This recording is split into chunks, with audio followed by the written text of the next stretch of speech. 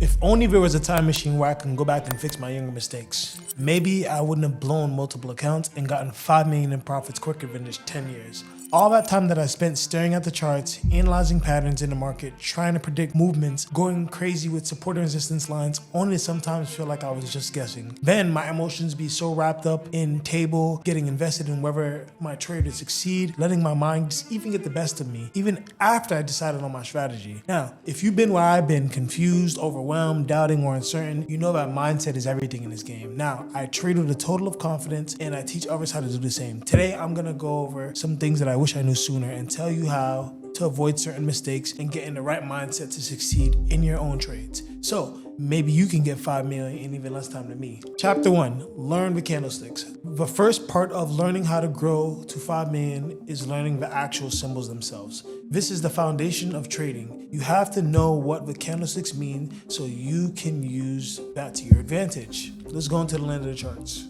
All right, so here we are in the land of the charts, and here's the very first thing. Very first thing you're gonna see is BTC, and you see we're on an 8-hour time frame. And you can see one of the main things you're looking at here is a candlestick chart. Now, on this candlestick chart, there's a bunch of candles, right? Purple always really means that we're bullish, which means we're trending up in the market. Red means that, we're trending downwards.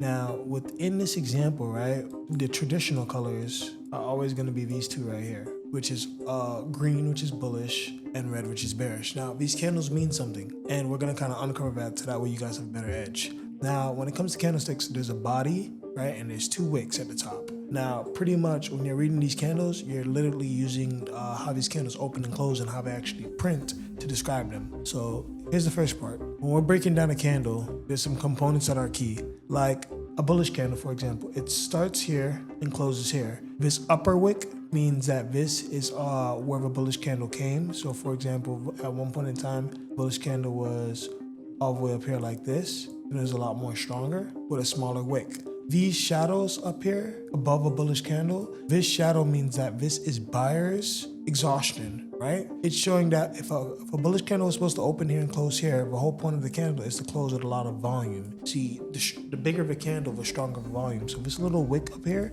for me, it means that this is buyer's exhaustion. Now, this wick down here, which is underneath the open of a candlestick, this wick down here is going to be buyer's rejection. This means this is where buyers are rejecting away, pushing away from, because a bullish candle opens here and closes here. So the wick underneath it, this simply means that this is buyers pushing away. This is buyers rejecting away from it. Now, this matters because the candle opens here and closes here, and this is buyers pushing away. This wick up here is important because this is where buyers went and where they actually ended up closing at. So it's very important that when you read a bullish candle, you read it from the bottom down here all the way like this. If you see a wick underneath it, this is going to signify that this is buyer's rejection, and boom. And this wick up here, if you see this one, this is going to indicate that buyers came all the way up here and that they were exhausted and that they actually closed here. And this is how you read the volume of the candle. Now, this next candle, this candle over here, this is going to be bearish, right? Now, what does this bearish candle mean? 2 things. Let's kind of make it even.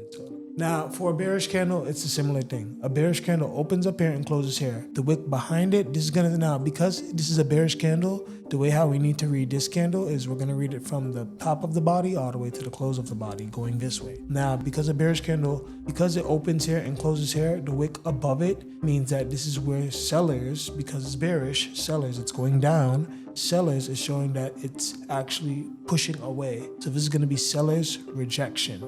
Because the whole point of a bearish candle, right, is we're trying to come down. In this example, we closed here, right, and we came down here. So now this wick is going to show me where we actually came to and where we kind of left off at because we closed here. So this wick down here is going to be exhaustion, right, because we're attempting to fill in this area. Now, this is important because learning how to read them, it's actually going to tie into our next part. When you see like a green candle versus a red candle in this situation, this is normally going to happen at the peaks of a move.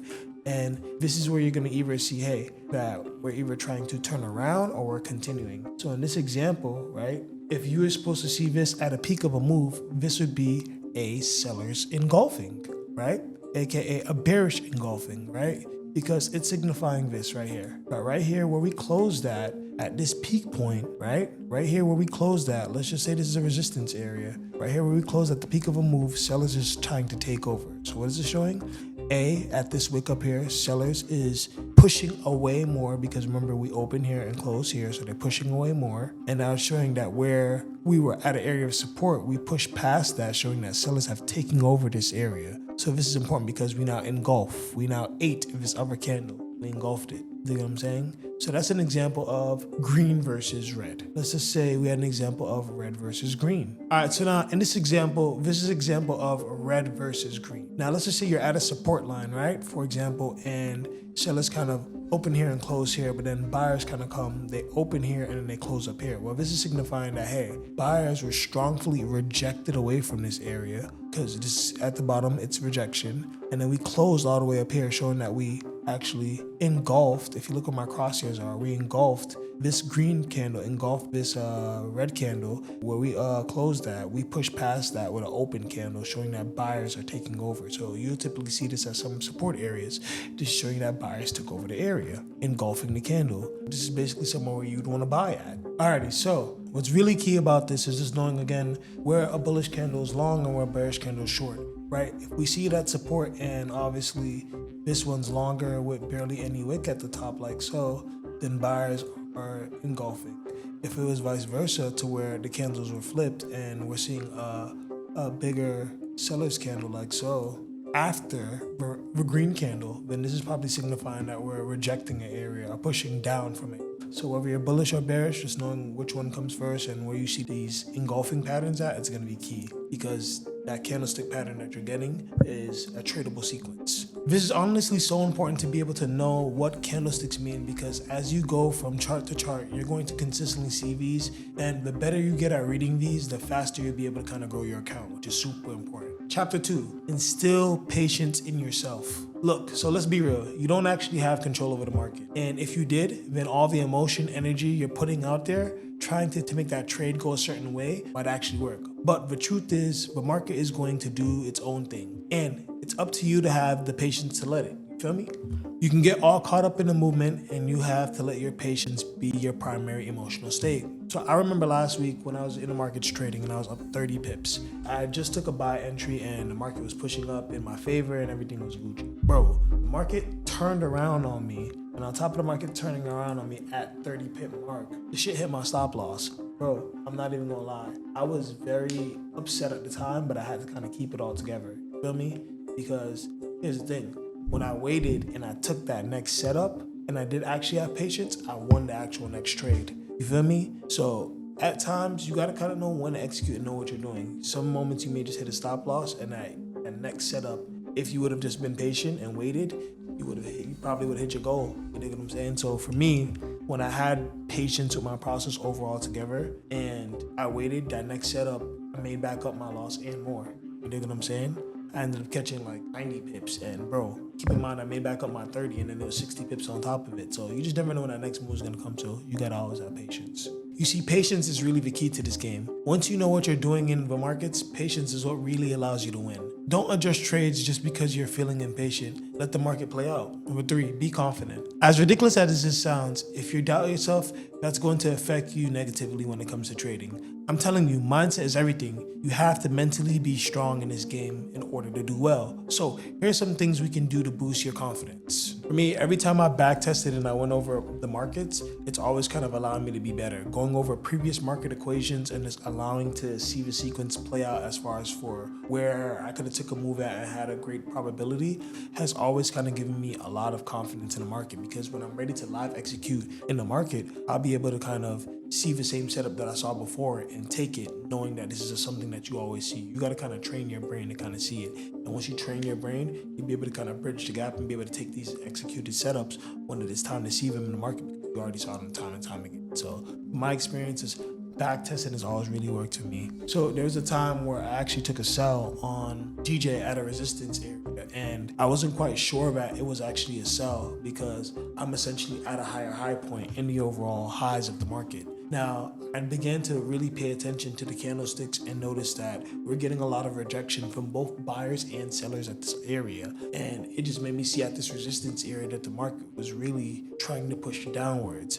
But what really kind of did it for me was actually sitting there and waiting to actually see the same setup that I always see over and over again. So once I kind of saw that sellers had broken structure and actually shifted the market downwards, I knew I was ready. I feel like over trading can really kind of come from like bad entries, and I feel like when it just comes to over trading in general, you gotta kind of be careful, because this game is all kind of brought down into probabilities and risk management. So if you're doing the bad risk and you're taking multiple setups, that's just you depleting your account. So I just really feel like if you kind of just sit there and kind of just take your time and make sure that these are high key setups, you'll be good, because your confidence can really kind of overplay a big part in your over trading if you're not paying attention to where you are. I feel like once your strategy is at an all-time high, kind of just being able to be confident in just all the entries really comes from this execution, just knowing where you are within price action. So if you're able to really kind of simulate where you are within price action all the time, you'll be able to kind of just execute each and every time flawlessly in the market, because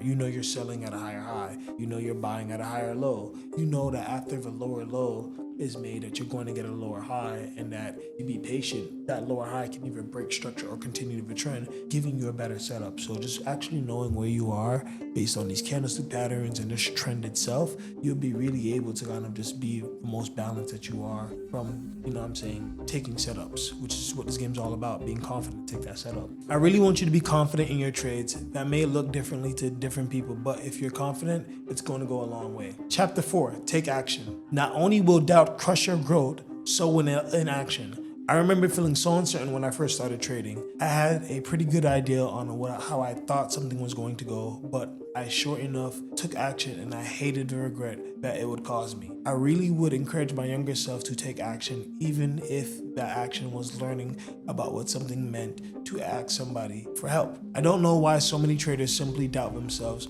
or don't ask questions. I remember, bro, one of my students, right? And it was so crazy. We were reviewing a chart, we were going over a sequence, and the sequence it was a sequence that you would always see. For example, we're in an uptrend, we're creating higher highs and higher lows, typical sequence of just, an uptrend. And the retest came to actually make that higher low. And, like the trader knew it, the trader saw it. It was something that you would see all the time till you would get that bullish signal. But because the confidence just wasn't there and they didn't ask the question, they ended up missing the setup. The setup ended up flying off in their favor, and they were right. You dig what I'm saying? So you just got to kind of just ensure and make sure that like you're paying attention at all times, because if you don't, that next setup is gonna happen and you're gonna miss it. And that's why we trade, you know what I'm saying? To kind of catch the best of these situations at all times. So being confident, you know what I'm saying? Like, you gotta be that. I know for myself that as I got better and better at trading, my confidence and ability to make right choices dramatically increased.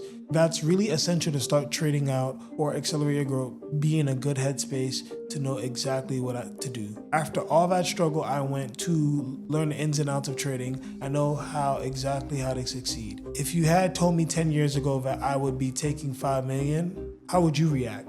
Today I'm excited to offer a program that lets people who are like me get support in a community around trading. I basically offer people what I wish I had 10 years ago. Basically, in this video, we covered some essential mindset components to trading that I would have loved to learn sooner in my life. Just to review, technicals we really gotta know with candlesticks, then we gotta know patience, then we gotta be confident and take action. There's way more technical analysis that we can talk about, and you can watch me trade live. Just stick to locking in with confidence and making the right choices when it comes to trading. Join our community to up your game and be a part of the pack of traders that are growing their charts every single day. Make sure to like this video and subscribe so you can get updated on the next one. Peace.